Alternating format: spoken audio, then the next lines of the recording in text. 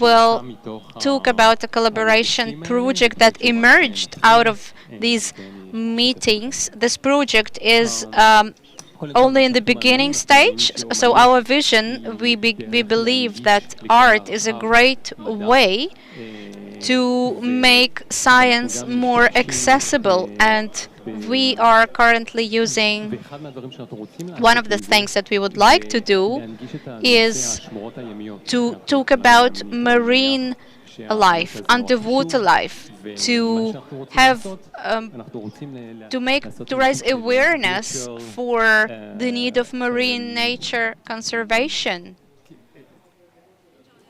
We are using virtual reality as well as virtual marine conservation, preserved area. We want it to be more accessible. We want people to know that we need to respect what's out there. And you know, we don't know what's out there in the deep sea. So how can we imagine that? The idea is, first of all, to explain regarding the marine phenomena that exist there, fauna and flora. Even divers don't always reach this depth. If we talk about a few hundred meters, it's completely inaccessible. So we are going to have a simulation of local marine environment close to the Israeli coasts that we all know. The idea is to connect the wider audience, the mass audience, to the magic of the sea. Because we don't know what happens in the underwater world. People here in Israel and all over the world, we are not familiar with that. We don't know what's there to preserve. So we want to expose people to this world, to this experience, even those who are not familiar with it at all. We believe that we will be able to provoke the willing to preserve it using education and technology and art, and to bring this idea to everybody and anybody out there that we should be preserving the sea. Let's talk about this project. What are we working on? It's based on the story of Noah, who built the large boat to save humanity, you all know, and the animals from the extinction. We want to do the same thing. However, now the order is reversed. We are using the virtual marine protected area, and we want to construct the sea floor, to dive deep, to see the types of fish, the types of corals. We don't really have corals in the Mediterranean Sea, but still, we are really aiming for public space. We wanted to have performance in a large square, in a central square. We want to have it in virtual reality, in augmented reality. There are possibilities to use marine performers and to use VR and augmented reality headsets, and everybody, well, not everybody has the VR headsets, but it's going to be adapted also to public spaces, to museums. We have a really long-term vision for this project and quite a few versions of it. For instance, I took this Abima example in Tel Aviv. Of course, it can be also very relevant to Haifa as well. So we start in an aquarium. We are telling you the story in headsets, but also it can be done by a real person who joins the group as the guide and explains them, tells them about the marine environment.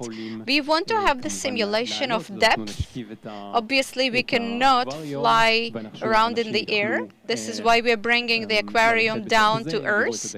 People will be able to walk through it. We will have fish We will remind you of Noah's story. It's not going to look like this. Yes, this is a very simple simulation, what you're looking at. We will have the seabed. A lot of life systems, life forms and models. So, and the question is, of course, are we going to have a happy end or not? But there will be developments in this narrative. This is still open to discussion within our group. So each and one of us is going to introduce themselves. And this is really a fruitful collaboration, education, science, and art. One of the movies, I'm dealing with arts, but also I established an NGO with an objective to think that art can be a way to make certain experiences accessible. If we talk about a public space, if we talk about experience, I don't want to scare people. I don't want to be judgmental to say this is terrible or this is so good. We want to bring experiences to people because we believe that this is change causing, this is change provoking, but it should have continuity. Only this way it can cause change. We are working now on the exhibition with UNFCCC, the UN Department dealing with climate change, because we want this subject to be accessible, and there won't be any changes if we don't involve culture. How can we make things better? Somebody said it before. Maybe we should think about what makes us happy, right, in your school. What makes me happy? Because eventually this is what's going to determine the outcome. Perhaps leaving the world as a better place, and not to just bring it down to dust and ashes. We want, so how can we use art to do this, to achieve this objection? This is the video clip that is based on Genesis story, the world creation, and it goes, the microphone goes now to you. So, my name is Tamar Tenenbaum, and I'm a manager in NGO Ecoocean. I will tell you about our NGO. It really opened our eyes to see the underwater world and to understand how can we appeal to people's emotions. So thank you for hosting us. Ecoocean NGO is the marine NGO that wants to advance marine nature preservation issue. And we are promoting the research. We have a platform for marine scientists here in Israel for their research. Our coastal department is working with local authorities and the wider public, and we also have educational department dealing with education and mass media advocacy. So we're talking about the sea. Positive activism, being active in favor of the environment. We want this to be accessible to wider public as well as to primary schools. We believe that if we explain the children, if we share scientific facts, even with the smallest children, eventually they will grow and become aware citizens, responsible citizens who will preserve the marine environment. So we are bringing the science down to little children, and we have a lot of experiences that we can use in the classroom as well as outside there in the tours. We're talking about science and technology and making the sea accessible to the wide public as well, and we do believe that this can be really helpful to our objective. My name is Aviad. I am a lab manager in Tali Treibitz lab in Haifa University, and we are working with underwater vision, and we are working on different algorithms that can help us to optimize the shooting underwater, because the light works differently in the underwater space. We are using different optical vision systems, such as underwater microscope, that enables us to see the biological diversity within the marine area. We also have Department of Marine Autonomous Vehicles, robots that we are working with in our laboratory. You can see here a few examples. These are auto-manned vehicles, underwater vehicles. And this project, I mean, it's not a project, it's a scientific work that we are doing in the university. Eventually, we are dealing with knowledge and science. And it's pretty. Perhaps it's less adapted to the wide public, but if we have the right cooperations, it can really open so many doors, and to make the knowledge accessible, to share visual pictures as well. Like you've seen, the model that has different pictures and videos, and we can share our research about corals, about the environment, the diversity, and to make it more accessible. This cooperation is very fruitful. It was so interesting to meet with Michel in his studio, and we have been talking about it for a long time already. And you know, we have this VR headset. We put it on and we go, wow, we can really see the underwater world. We can construct the marine environment. We are using the different models, and we can really make a reconstruction, make a simulation of underworld. It's a very creative project. This is an example of our PhD student Matan's work. He uses 3D models for Mediterranean Sea as well as the Red Sea. He has been using these models for his research. When you look at this picture, you can't receive all the knowledge about the coral reef or whatever you're trying to check. What he does, he uses photogrammetry, underwater motion platforms, protocols, and it shows the complexity of the area, of the biological diversity. And the same models you can see here, but we can change points of view. And what is this? This is an example of a coral reef. It's a picture from above, 35 meters in the Mediterranean Sea.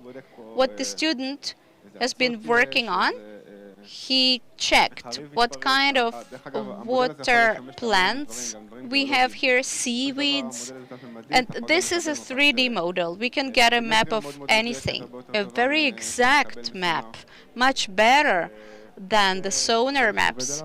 This is, we can talk a lot about his research, really. But perhaps I should stop here. When we talk about the exposure to the wide public, if we talk about technology, a lot of people want to work with the Red Sea. However, also here in the Mediterranean Sea, lots of people are involved. And in terms of the shootings, in terms of the cameras that we're using, lots of them are being used in Eilat, but also here in the Mediterranean Sea. This sea was our top priority. Last slide. So what's next? Next step. We have already a lot of knowledge and information. We have database regarding the Mediterranean and what we want, the knowledge that we want to share. Eventually, we have static and dynamic factors assessed: the environment, the seabed, the fish, the flora and fauna. We've been using 3 models, graphic experts. We need funding, of course. We are looking for sponsorship.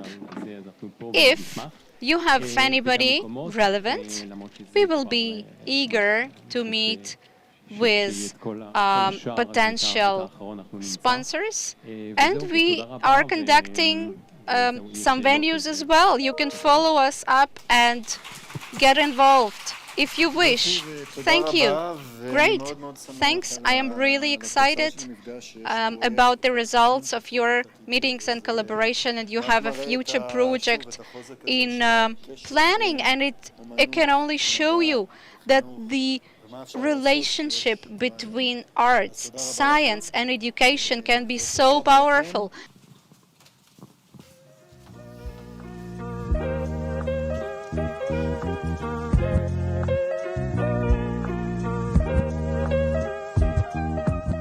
עשית את ההדמיה ואז השלחת את זה כאילו על החלל?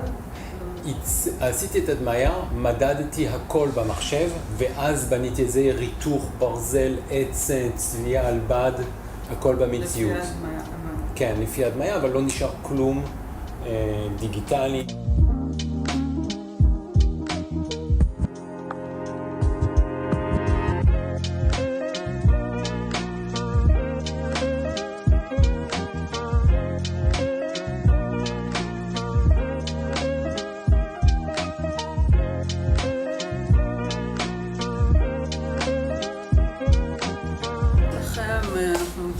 מפתחים אלגוריתמים שמנסים לרוקן את היעד, שמנסים להראות את הסצנות שמצלמים, כאילו אין מים בין הסצנות למצלמה.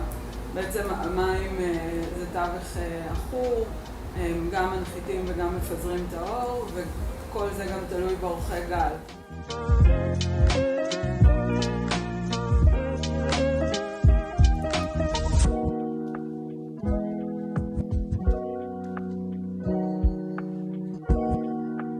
אנחנו רוצים הכל בפוסט פרוססינג, בעצם בעיבוד תמונה. זה קורה בריל טיים, אבל זה הכל דווקא בעיבוד, בניגוד למה שמישל עושה.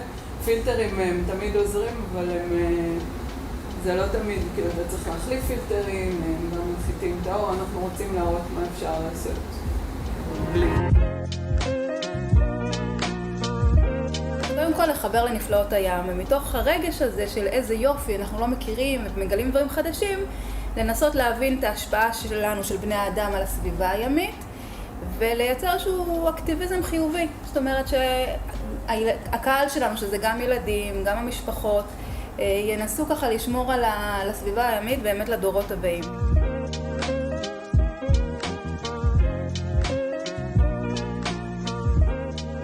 ידיעה שיש לי, ונגיד את החלק הפוליטי, שזה באמת אמנת ברסלונה, איך אומרים את זה, כאילו האמנה, ואת השמורות, כאילו שזה כולל השמורות הימיות, וזה משהו ולראות בעצם, לדבר על טופוגרפיה, ואולי התפתחות, ואולי שאלות שיש, נגיד הדייגים, את הדייגים שמאוד מאוד חזקים בתחום, ואולי יש את העניין הכלכלי, רגע מה נכון, זה לא נכון לקחת דגים מהים, אבל יש אנשים שמתפרנסים וגם יש פה כוחות, אבל בואו נעזוב את זה כרגע.